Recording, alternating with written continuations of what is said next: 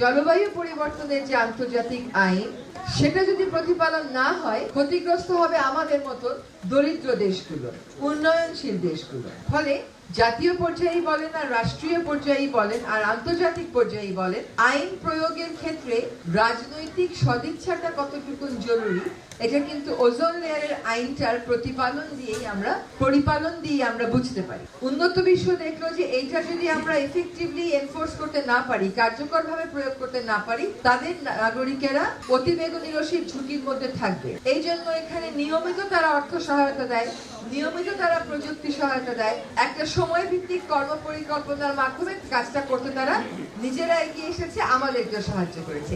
কিন্তু জলবায়ু পরিবর্তনের ক্ষেত্রে যখন আমরা বলি যে কার্বন ডাই অক্সাইডের নিঃসরণ কমাতে হবে, তখন আমাদেরকে উন্নয়নের নানান স্লোগান দিয়ে না আমাদের কয়লা লাগবে, না আমাদের জীবাশ্ম জ্বালানি লাগবে, এই কথাগুলো বলা হয়। ফলে বসুন্ধরা টিস্যু অশুদ্ধতার বিরুদ্ধে এক বিন্দুও ছাড় নয়।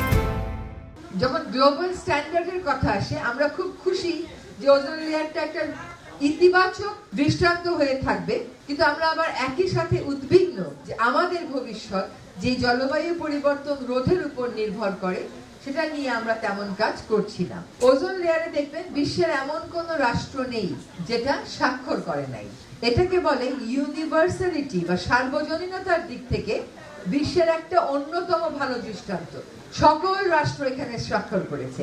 আবার যদি জলবায়ু পরিবর্তনে যান, সেখানে আমরা দেখব যে সকল রকমের বৈজ্ঞানিক তথ্য উপাত্ত থাকা সত্ত্বেও বিজ্ঞান যারা খুব ভালো বোঝে, ইংরেজিও যারা খুব ভালো বোঝে, তারা ওই আইন থেকে বা ওই আইনের যে প্রাতিষ্ঠানিক আয়োজন, ওই আইনের যে প্রয়োগের আয়োজন, সেখান থেকে নিজেদেরকে সরিয়ে নেয়। এটা দুঃখজনক। আশা করি ওজোন লেয়ার নিয়ে যে আন্তর্জাতিক আইনটা আমরা প্রয়োগ করতে সফল হয়েছি সকলে মিলে, সেটার দৃষ্টান্ত ধরে আমরা অন্যান্য আন্তর্জাতিক আইন প্রয়োগে এগিয়ে যাব।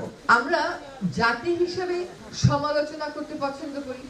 সরকারের সমালোচনা গণতন্ত্রের জন্য অত্যন্ত সহায়ক। সরকার তার ভুলগুলো বুঝতে পারে। সাথে সাথে যদি আমরা যতটা আগ্রহ নিয়ে সমালোচনা করি, ততটা আগ্রহ নিয়ে ব্যক্তিগত আচরণটাও বদলাই, তাহলে সমাজটা দ্রুত বদলাবে। আরেকটা হচ্ছে যে একটা ব্যক্তিগত আচরণ আপনাদেরকে বদলাবার জন্য অনুরোধ করবো, তা হচ্ছে আমরা সমালোচনা করি, এই পারফরমেন্সটা ভালো হয় নাই, ওইটা ভালো, ওই গানটা শিল্পী এখানে তার ছন্দটা ছিল না, কিন্তু যখন পুরস্কার পাই তখন আমরা হাততালি দিই না। আমরা মনস্তত্ত্বের দিক থেকে ইতিবাচকতা ধারণ করতে হবে। তো আমরা যদি নেতিবাচকতার দিক থেকে থাকি আর এটা ভেবেই নিই যে কখনো কিছু হচ্ছে না, কিছু হবে না, এটা কিন্তু হবে না। একটা জিনিস পরিবর্তন আনতে, পরিবর্তনটাকে প্রাতিষ্ঠানিক করতে, এটা একটা প্রক্রিয়ার ব্যাপার, এটা সময় সাপেক্ষ ব্যাপার, এবং সেখানে সকলেরই একটা ভূমিকা থাকে। সেই সকলের ভূমিকাটা আমরা পালন করব, নেতিবাচকতা থেকে সরে আসবো। একটা জাতি গঠনের ভিত্তি কখনো সন্দেহ আর নেতিবাচকতা হতে পারে না। পরিবর্তন হবে এই ইতিবাচকতা দিয়ে আমাদের কাজ করতে হবে, ওই ইতিবাচকতা থেকে আমরা সমালোচনাটা করবো, যাতে যেখানে কাজটা হচ্ছে না সেখানে কাজটা দ্রুত হয়।